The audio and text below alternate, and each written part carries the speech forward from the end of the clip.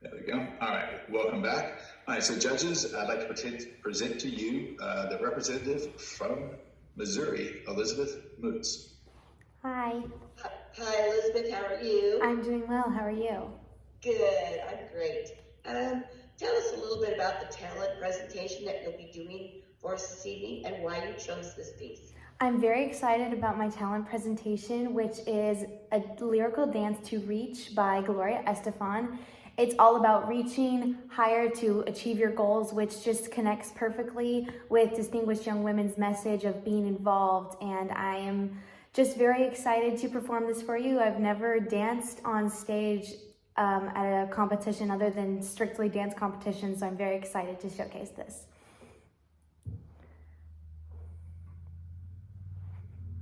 Elizabeth, can you please tell me a little bit about Missouri and what you love about Missouri?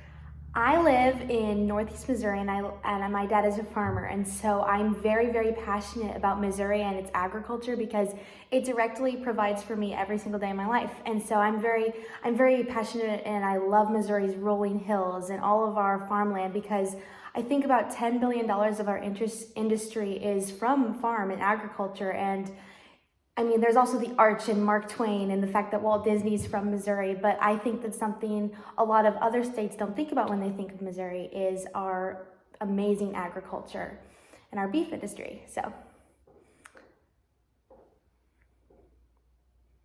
Elizabeth, we are obviously in a moment of a lot of tumult as a nation. What do you think is the greatest challenge facing our nation today, and what is one piece of legislation that you would propose to address that challenge?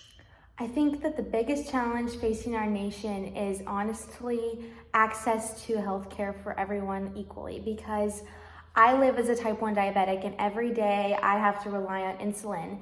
And there's this constant competition between innovation and access to insulin in the diabetes community. There's this conversation about is it more important for everyone to have access to proper insulin, or is it more important to have, innovation and constant growth in the insulin industry?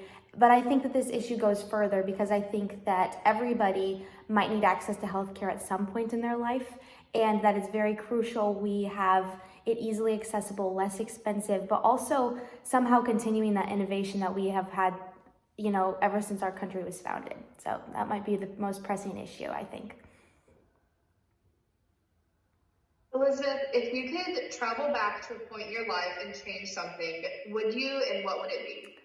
Oh, wow. I think that I would change how I was my 8th grade year of school. I was very I was very worried about being popular and about, getting accepted into the right cliques. And then honestly, I'll tell you what changed me. I was diagnosed with type 1 diabetes, and truly, whenever you are hit with a diagnosis, you just decide that other things aren't as important. And so ever since then, I've changed, and I realized that those things are so arbitrary and stupid, and I think most young teenage girls go through that. But I just wish that there was a way to make that an easier transition for younger teenage girls in middle school.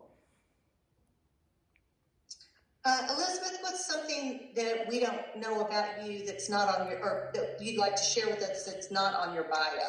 Oh, I don't know. I don't think it's on my bio that I love black iced coffee. I need at least some form of coffee every day, and my favorite is a straight black iced coffee from Starbucks. So there's a fun fact. Elizabeth, the president recently came forward and said his goal was to nominate a Black woman to the Supreme Court, and he followed through with that nomination. Mm-hmm.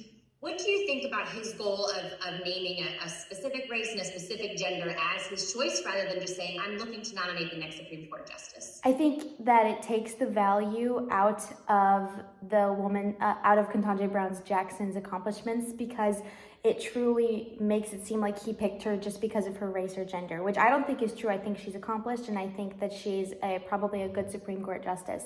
But I think that by saying, I am just looking for a Black woman or just a woman in general, makes the position less valuable, because it just makes it seem like we're not looking for it based off of merit or accomplishment, even though we can find many, many accomplished Black women, and clearly there is one that was named to the Supreme Court. I just think stating it and making that the primary goal of our representation is probably just not the way to go about it. Elizabeth, I noticed that you are the oldest and have two younger sisters.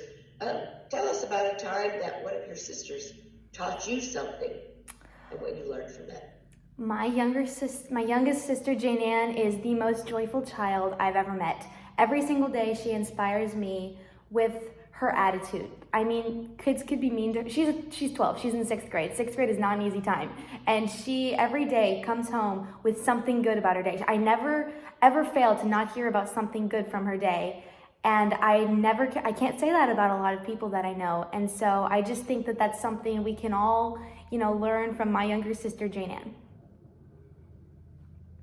Elizabeth, one of your historic personalities is Dr. Banting, and he is known as being selfless in not patenting the penicillin vaccination. Can you tell us about a time that you felt that you were truly selfless?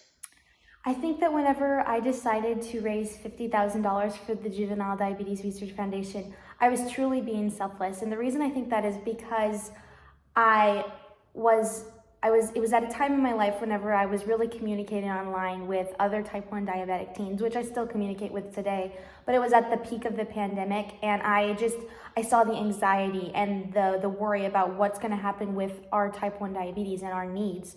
And I had been approached by JDRF people to be a spokesperson for them, and I just decided to do this fundraising project, even in the face of the coronavirus pandemic. And I've just genuinely felt that I'm helping a whole community of people, because the money I raised went directly to research to find a cure for type 1 diabetes. And I actually got to see this research with my own eyes. I went to a stem cell lab where they had actually cured mice through stem cells off of type 1 diabetics' arms. And I just believe that was a moment I was truly selfless, because I know that money is going to an amazing cause, and it could cure a disease that afflicts 1.6 million people in America. What do you feel successful, well-known women have in common?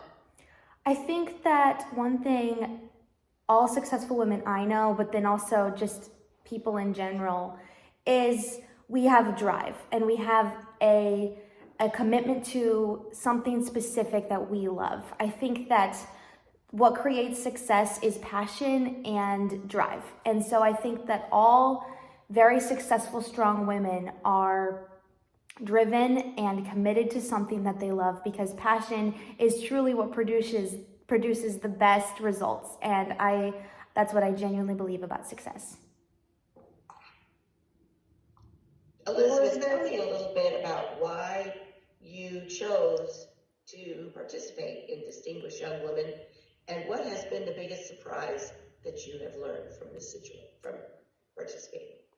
Well, my mom competed in Junior Miss. She just did a local, but she really thought it was a great organization. I have competed in Miss America for years, but I was approached by a connection at Miss America who happens to be my state director, and she said, I would love it if you could come compete for Distinguished Young Women. And then I honestly took one look at the website. I read about the values one time, and I decided that this was something I couldn't pass up. This is an amazing opportunity that truly focuses on helping young women become well-rounded and transition into college. And I can't even express how grateful I am for it, because I didn't walk into my senior year knowing or expecting that I was going to be able to go to Mobile in a few weeks and be the Distinguished Young Woman of Missouri. So, speaking about the values of our program, which of the 5 elements of the Be Your Best Self program do you think you best exemplified? That's a hard one, because I try to exemplify a lot of them, but I work really hard to exemplify being healthy, and that is probably one of them that is not a super common answer to that question, because it sometimes seems kind of arbitrary to be healthy. And I think that the reason I exemplify it is because I have this disease that really requires me to truly adapt my lifestyle and to exercise consistently and to eat well consistently. And also, I believe in like mental health and mental toughness, and I believe that all of those things apply under that category of being healthy. And I work very hard to prioritize both my physical and mental health. Can you tell us a little bit more about the Cindy Baker Community Service Award that you received? Cindy Baker was a woman in the Mexico, Missouri community. Mexico, Missouri is where the Miss Missouri's Outstanding Teen competition is hosted. And so she had spent a lifetime in that community really working to create community involvement. And so people in Mexico nominated her to be a representative for their award. And in this award, they really specify. That's your 10 minutes. Thank you all. It was actually a couple seconds over, but I wanted you to get far enough into that answer so that people could provide you feedback on it. Okay. Cut you off before you were done so you could be used to getting cut off. Mark, Michelle sent me a text. They're having tornado weather coming through and they lost power. That's why she's on here. Well, I was actually running. I think it was the Missouri program the first time we had that. I was running the Zoom and the power went out here at our house. I had made someone else the co-chair, and it was in the middle of an interview, so I got the power back on, got back into Zoom, was able to join before the interview was over, but I missed like 8 minutes of the interview. Oh, wow. So things that happen when you're trying to run a program through Zoom, and things happen. Michelle just came back though. She's coming back. I did. I'm sitting here in the dark in my basement, and we still don't have power back or internet. So but I realized I can join via phone, but I'll just leave my screen off because otherwise you all will just see me sitting in the dark. No problem. Okay, well, we just finished going through the interview. We got 10 minutes and a couple seconds on there, and also Michelle Hebron joined in the middle of this, and she is our lead volunteer in Missouri, and has been working with Elizabeth, and she had contractors at the house and was just able to kind of get that wrapped up, and it's joined over here, so she'll be helping Elizabeth, with the feedback and in her future sessions as well. So I'm going to come back to here. We'll go through. I will start with. Let's have Rachel, if you want to start with your feedback on the interview first. Sure, absolutely. Elizabeth, it was a pleasure to chat with you. I thought you did a wonderful job answering the questions thoroughly, but not going overboard. We were able to get through a lot of questions. We were able to, on my list, we answered 4 out of my 7 questions that I had, which is really good. So I loved that we got to get through a lot of your bio. I thought your response to the policy question, I think Michelle asked about, we're in a tumultuous time, what's a policy that you would enact? And I thought that was a great answer, and it was unexpected, and you knew it right off the top of your head. So it is very obvious that you're very prepared. So that was an outstanding response. I also really appreciate that you come into your answers really cleanly. You are not repeating the question. You're not saying that's a great question. You don't even really have to think about them that much, which is not a problem. If you need to sit and think about a question, that's okay. But I was just overall really impressed with that. Do I have any areas of improvement? I don't know. Let me think about it. At the top of my head, I can't think of anything that I would suggest. So thank you. Maybe come back to me. But excellent. Really enjoyed it. Thank you. Okay. Mary? Yes, Elizabeth, that was a great interview. I thought you did really well. I love that pink color on your top. Oh, thank you. I know this is a Zoom and you're going to be doing it standing up in Mobile, but it was very, very bright, and I love the professional way that you have your hair done. It's out of your face, and we can really see your face and see your smile and your facial expressions. So that was really good. I liked how you talked about your lyrical dance and how you made that connection to DYW. I thought that was a great answer. Your eyes really lit up when you started talking about Missouri and talking about your dad being a farmer and agriculture and the things that you love about your state. You know, I thought that was great. Thank you.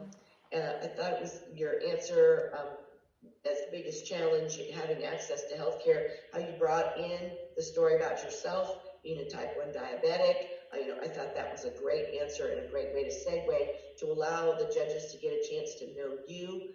And let's see, I loved your iced black coffee. That you have to have every morning. You know, that's something that a lot of us have to do. So, and I also really enjoyed your answer when you talked about your little sister being so full of joy. You could just really see, you know, your energy and everything just radiated through you when you were talking about that.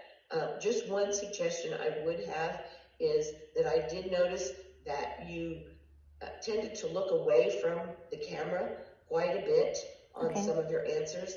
And again, this is Zoom. It's going to be very different than in person, but it just might be something for you to think about going forward. Thank you.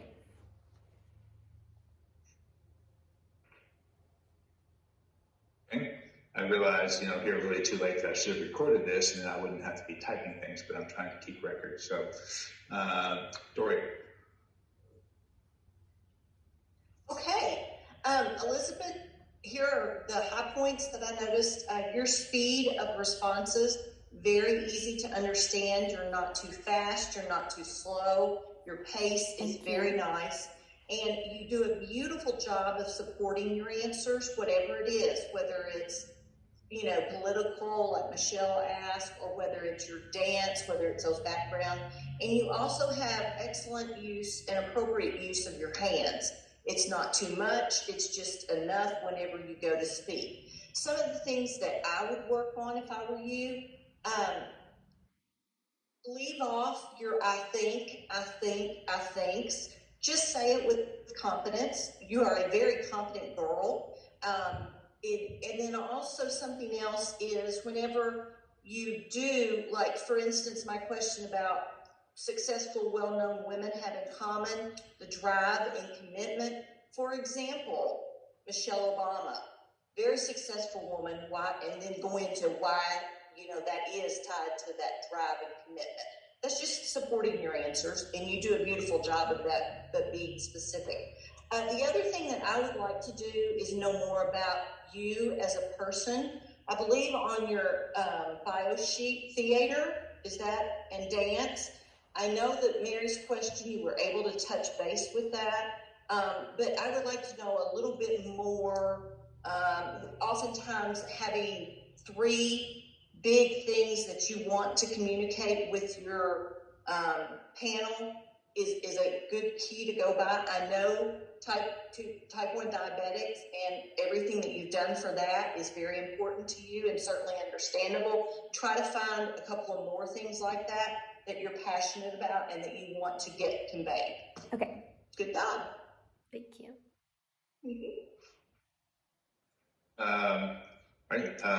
Michelle. Yeah, absolutely. Elizabeth, I thought you did a wonderful job. I think my favorite part about just being here with you and hearing your responses was just your bright, clear personality that came through so well. I think my couple of favorite questions were when you talked about going back to 8th grade. You did a thing right at the beginning of that answer where you went, oh gosh, and it just was such a genuine, like warm sort of response. And in that moment, as you were talking about your sister and how she brings such a joy to your life, I just really felt this like beautiful, clear personality from you coming through. And I wanted to get to know you more. I think that you just bring such a beautiful energy to this. And I think that's going to serve you very well in DYW, but also in life. It was wonderful to talk to you. Thank you. The couple notes that I had were very similar to Doria's. I think, well, it's funny. My note is there were a lot of I thinks, but I'm starting my note by saying I think. But often it almost felt like even though you knew what your answer was and you are confident and clearly very intelligent and clearly knew what you were saying, you almost couched that answer in a little bit of hesitation. You know, there was one answer where you gave your answer and then you ended with probably. You know, like you almost couched it on a little bit of a lack of confidence. And I think just do away with that. You clearly know what you're talking about and doing a great job with it. And then the other thing, and again, Doria sort of addressed this a little bit, so I'm just echoing her, but I love when participants can tie their answers to experiences or stories that they have. So, and you might have done more of this after I lost connection, and so I apologize if this is not necessarily accurate for the second half of your interview, but I love when participants can say, I think the most important thing is healthcare. I'm a type 1 diabetic. Here are the things that I've done to address it. I've done this fundraiser. It's really important to me. I see why.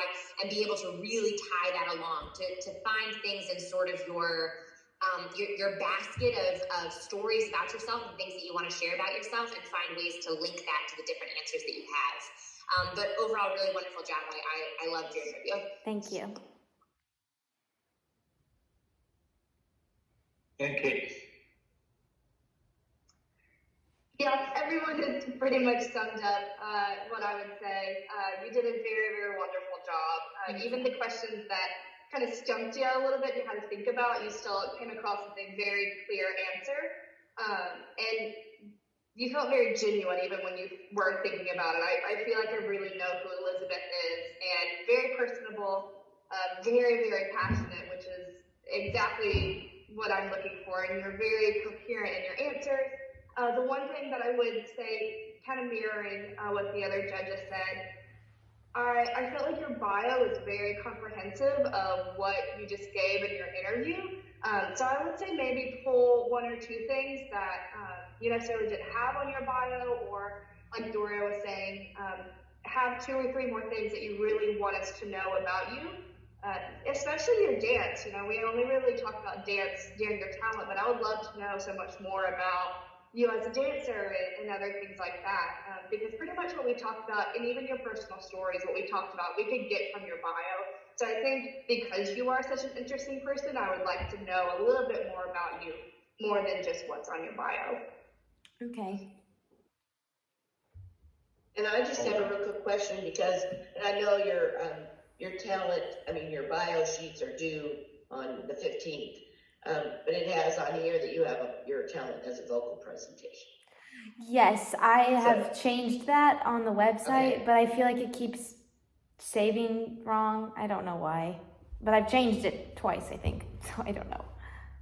For the bio is It from does last say week. dance on the website. It does. Yeah. Yeah. The bio is the one that was pulled before, like several days before the Barbara Barrington Jones. Oh, okay. So I'm sure that it's. I think I changed it right before that, so I had it updated for that. So no worries. When I asked you, and I thought you were going into a vocal thing, and all of a sudden you were like, and it's a lyrical dance. And I was like, okay. I did a vocal for state, so. You're Or sent you the wrong bio. I think it does say dance on the website. I think I noticed that. Okay, sounds good. Okay. All right. I will ask one question. I thought that, so you're going to get asked tough questions and be asked to take a position, on some controversial issues. So your answer for the Supreme Court Justice, I thought that you took a strong position on that. And I'll ask if, the judges have any feedback, on that, because I think it's important how you approach, questions that are clearly designed to, really make you uncomfortable. If anyone has any other comments. I thought she answered the question well, was well supported, but other feedback on that specifically, because I know that's always a challenge. Yeah, I would agree. I thought your answer to that was really excellent, because it is sort of a tricky question. And my just small snap of feedback with that is, I think it's probably not important necessarily what your answer is, meaning is it similar to what the judges think personally themselves or whatever. The important thing is that you express clearly what you believe. So it's obviously not about do the judges agree with your answer or not. Do they think the Supreme Court justice was the right nominee? That's not an important fact. What's important is whether or not you express your answer cleanly and confidently, which I think you really did. And I think that applies sort of across the board to those sort of stickier, potentially more controversial kinds of questions. Thanks. Yeah, for me, I would rather you confidently give your stance, and whether or not it's the way that I agree with you, but I'm more looking at, can you confidently, coherently give your answer versus being a little wishy-washy on some of those sticky questions? Because that's really why a judge is asking you those questions.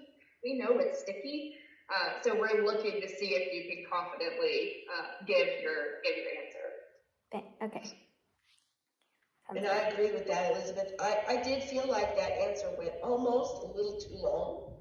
And there was a little bit of repetitiveness to it. So, and again, I think that comes up when it is something that you're, not sure exactly how that stance is going to be. And if you are not sure on any kind of like a political question or any kind of a question that you're not sure about, then state your answer quickly, succinctly, and then move on. Okay. Because you don't have to worry. If you're not sure, you don't want to keep on talking. Just get, your answer out there and then move on to something else that you want to be able to talk with the judges about. Okay. Thank you. And I think, Rachel, you had the question count. There were 12 questions asked. So, on average, more than 2 questions per judge, which I think is pretty good. So, I think that went well. What we'll do now is we'll go into, we've got about 27 more minutes, so we'll go into some self-expression questions. Okay. So if each of the judges, have one, what we'll do is I will knock you back into the waiting room. I'll bring you back in, so you'll have that moment of kind of coming to the mic. Okay. And then we'll just go through with the judges, and they will ask your self-expression question. Okay. Sounds good. And then we'll try to finish up within the hour. We'll have feedback on those. Okay. Thank you. All right. Where are you here? There we go. See you in a second. Oh my God. We better line it up first. Okay, just move over a little bit. Don't even know. Don't know what I'm doing. Gosh.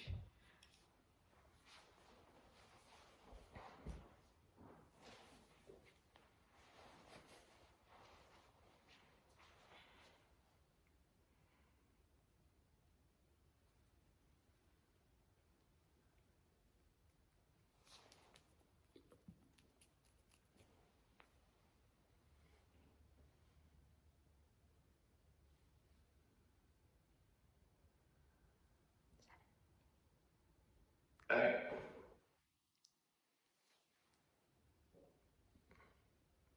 All right, welcome back, Elizabeth. One thing I forgot to mention was, what I want you to do, each judge is just ask you the question, you'll do the answer.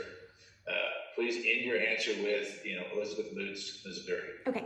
Thanks. So that way you'll practice saying your name and your state at the end of your answer, and I'll also let the judge know that I have definitely finished. You weren't just like taking a breath and they start to ask the next question. Okay. Okay. Sounds good. All right, so judges, for self-expression, the contestant from Missouri, Elizabeth Moots.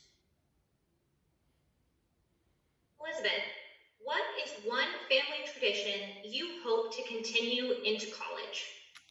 Every year, whenever we go to Bowling Green for Christmas at my grandparents' house, we always go to downtown Bowling Green and see the Christmas lights. And I hope that we can continue that as I go to college, because I'm not going to stop coming for family Christmas when I'm in college.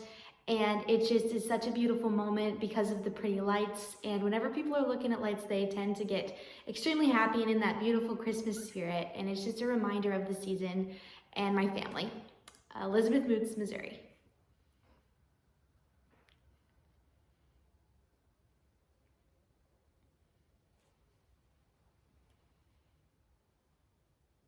Elizabeth, what activity makes you lose track of time? Dancing always makes me lose track of time, especially whenever I'm teaching dance. Something about connecting with younger students and choreographing with them, especially whenever they love the choreography or love the movements we are doing. I just could forget that it's been an hour, and their parents sometimes have to come in and say, hey, it's time to go, I need to feed my kids. So anytime I'm dancing and anytime I'm interacting with kids when dancing, I just lose track of time. Elizabeth Moots, Missouri.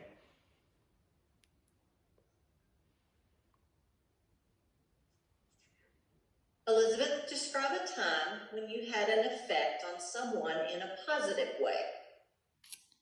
Recently, I have spent a lot of time interacting with kids because I've been teaching dance 3 times a week. And there are often disputes at dance because it's a slightly competitive environment, and kids get weird whenever it gets competitive. They just get stressed and they don't know how to interact. And so I just try very hard to be a positive role model. In a specific instance, one kid was just upset because they weren't in the same group as another dancer, and I just tell them, you know, your time will come. You're going to be in the next group, and you just have to focus on the fact that you are doing this beautiful artwork, and not who is in the front row or not, because ultimately that's what's going to define your experience here at the dance studio. Elizabeth Moods, Missouri. Elizabeth, tell us about a time in your life when you did not succeed as you had hoped, and how did you overcome that moment? Actually, one of the hardest moments ever for me was whenever I was not cast as a very good role in my musical. And it was my senior year. I had been practicing really hard, and I had really hoped to get, honestly, I wanted to get Fiona in Shrek, and I got Pinocchio. And Pinocchio's a fun role, but it just wasn't what I wanted my senior year of high school. And it took a lot to overcome that because, you know, you just have your hopes up and things are hard to come back from. But you have to remember that there are other talented people. There are so many people in this world that are just as qualified or more qualified than I am at being a part in a musical. And it also gave me time to really focus on my job as a dance teacher, and also on more service projects with JDRF. I'm actually going to be the MC at the Hope Gala again this year, and that's because I was able to get more involved instead of being as involved in my school musical. So turned into a good thing. Elizabeth Moods, Missouri. Elizabeth, 10 years from now, when you think back on your time growing up in your community, what do you think your lasting impact will be? I hope my lasting impact is a positive role model, specifically among the youth, because I've worked a lot with youth in my community through dance studios or theater clubs. So I really hope that I've been a good role model among the youth, but also that I've advocated specifically for juvenile diabetes awareness in my community, because I live in a small rural town, and so there's not a JDRF chapter without traveling for 3 miles. So I just hope that I've been able to get the signs and symptoms across to people in my community, which, by the way, the signs of type 1 diabetes are frequent urination, excessive thirst, rapid weight loss, and extreme fatigue. Elizabeth Moods, Missouri.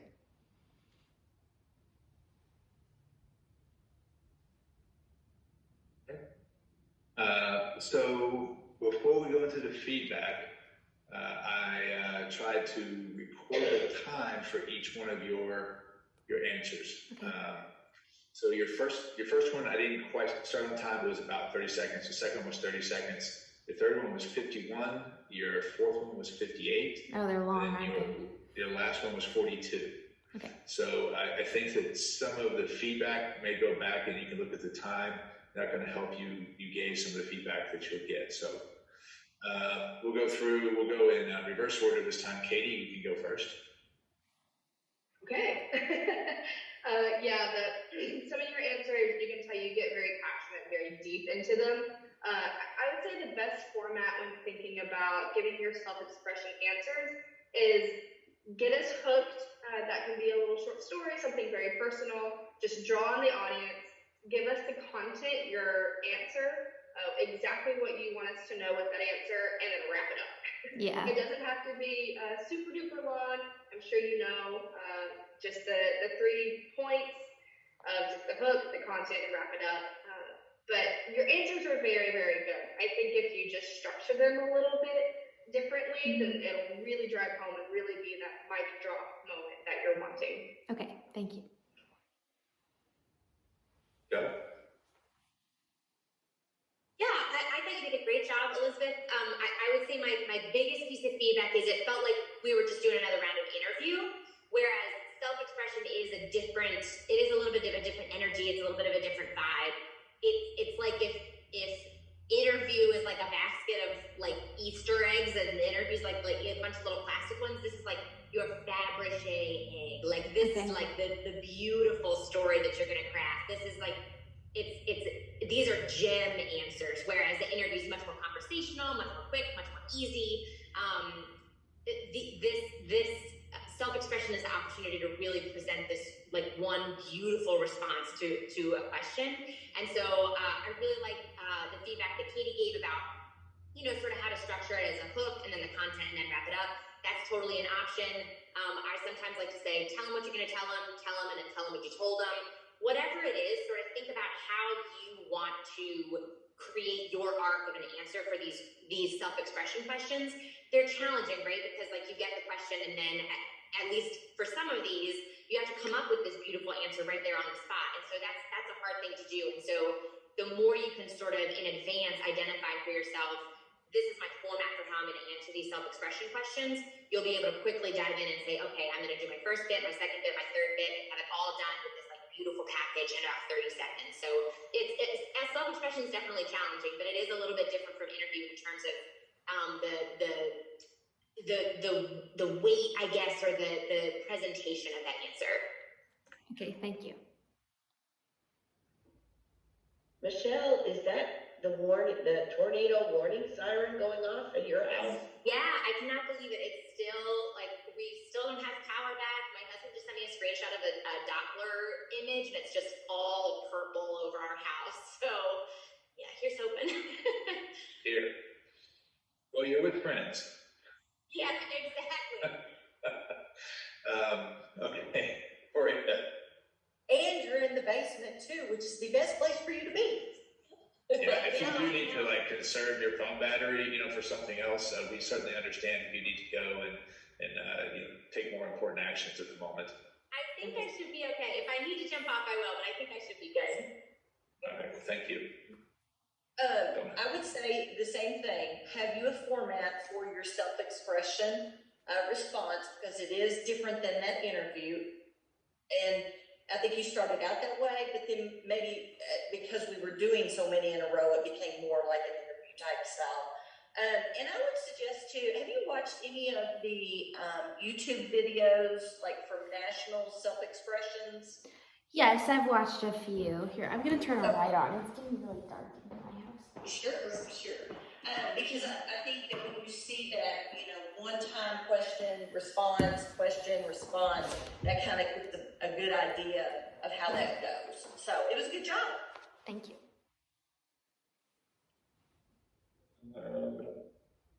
Okay. Doria, just exactly what I was going to say about watching the YouTube videos.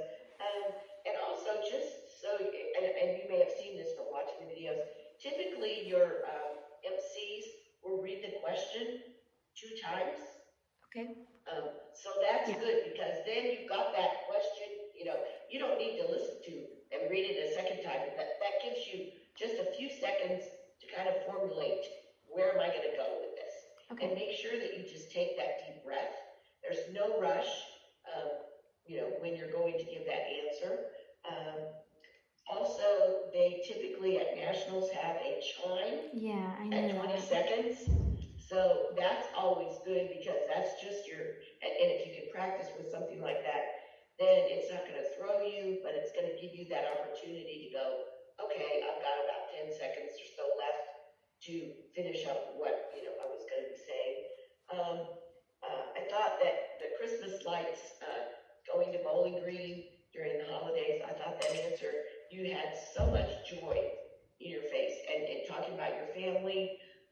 And I noticed at the very beginning, you looked away just a little from the camera, but then you really honed in and were looking directly at the judges, which I know you're not really looking at the judges, you're looking at that little camera down there, but I thought you did really well. And one of the things that, like Katie was mentioning, you want, and one of our other judges, co-chairs has said this before, when you finish and you wrap it up in that one sentence, whatever that one sentence is, you want everybody in the whole auditorium, when you finish saying what you said, whatever your answer is, that the whole audience is just going to stand up and start to applaud and go, yes, that was just an awesome answer. So that's what you kind of want to do, really try and hit that mic drop moment.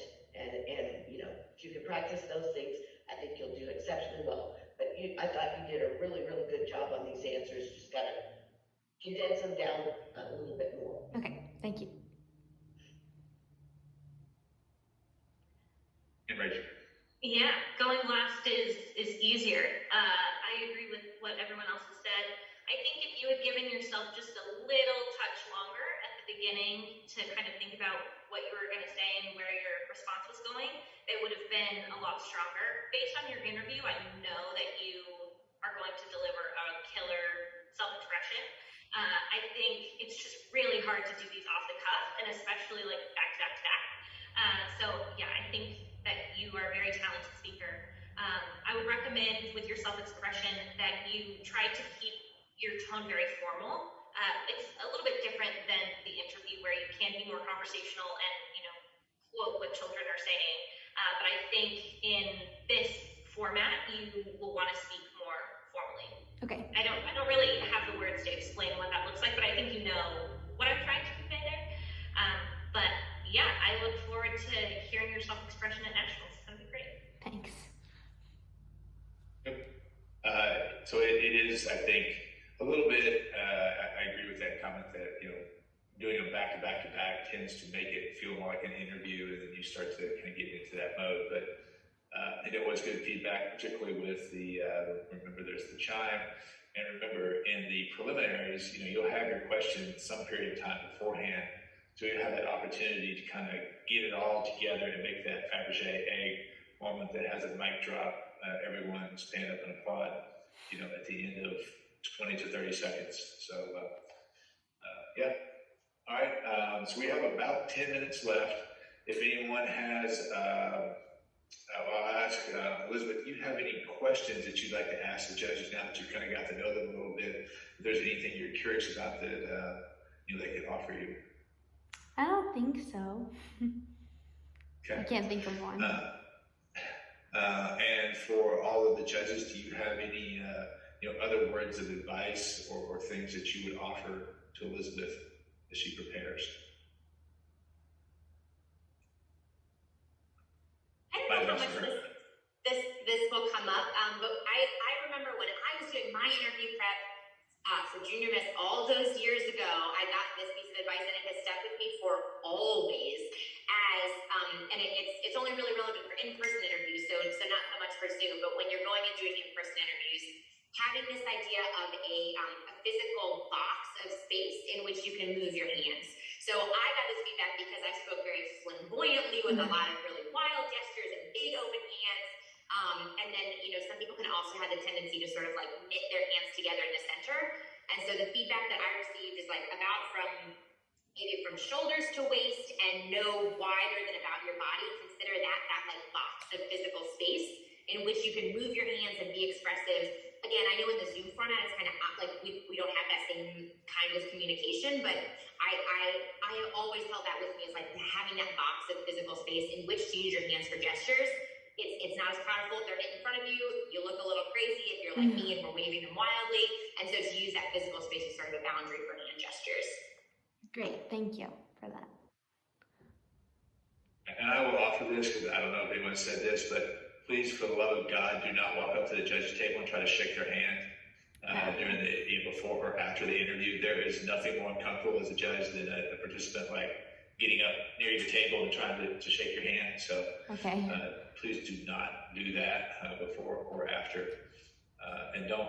I've actually had a participant who walked up and down the table in front of me, in front of the judges, like they were directly in front of whoever they were answering the question. Don't need to do that either. There's going to be a spot on the floor. You can move your feet around in a small, you know, section. You don't have to be pinned to the floor. You can shift your weight a little bit and be comfortable while you're maneuvering within your hand area there. But don't shake hands. That's interesting because I competed for the state fair queen and they want you to shake your hand there. The hands there. Yeah, no, we don't shake hands in distinction. That's okay. It's it definitely is awkward. You're like, Yep.